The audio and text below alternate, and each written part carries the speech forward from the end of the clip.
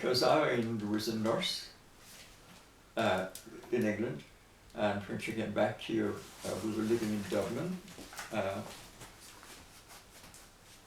and she became a full-time piano teacher, but in between, she was just like I was, that she did many things. Yeah. She always wanted to be at home when the children were coming home from school. Yeah. That she didn't want them to be what you call a latchkey children. And she felt it was so important. She remembered from her mother's time how much it was when she'd come home with sad stories, and the mother was there to console them. So every job she took meant she would be at home when the children came home. Irene, she did quite a few things. She did design ponchos. She sort of,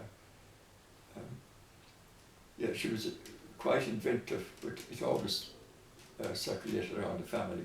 She ran a boutique with one other partner in the shopping centre for quite a few years. And it was then, I think she saw I was getting so much out of the art, and she was a fairly competent pianist, even when I met her in Dublin. But she went full-time into it. Then her tutor said, you know, you should be teaching. So she finished up teaching here from home. Yeah. And I remember she had 70 pupils initially, and I was saying, you'll kill yourself. She was a very committed, conscientious person.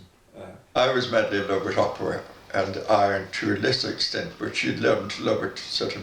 And I knew if we did too long a line, that it wasn't advisable. So I said to Irene, well, we were really only going out for 6 months. So she would be happier if people thought it was longer for some reason or other. Anyway, but so I decided that we'd go down to the.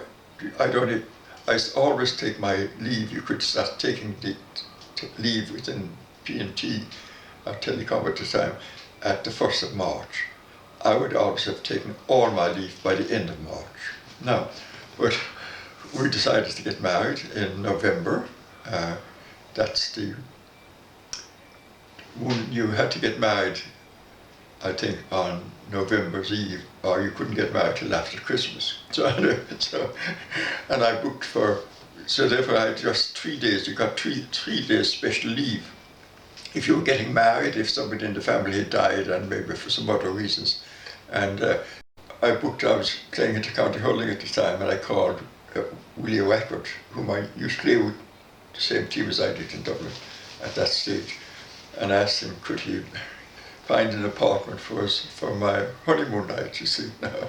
And he said he would do that. And sort of, but then I realized I wasn't able to drive, or maybe I realized that at the time. And this great friend of mine who comes to Irene with me, Paddy Coffey, and sort of did a place down in Kerry, we've been great friends since we were he was about 18 and I was about 20. And we were fast friends many times in between. But I said to Paddy, how do I learn to drive before next Saturday when we were going to get married?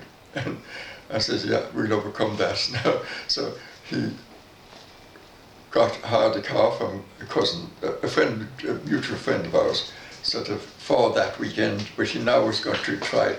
He brought me up to the Phoenix Park, drove me one time around Phoenix Park and got out, and he gave me the keys. Now he said, Roger, I'll be standing here.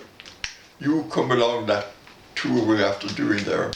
And he said, I'll tell you how you're doing. So how I can still remember the power of the car under it going down a hill was unbelievable.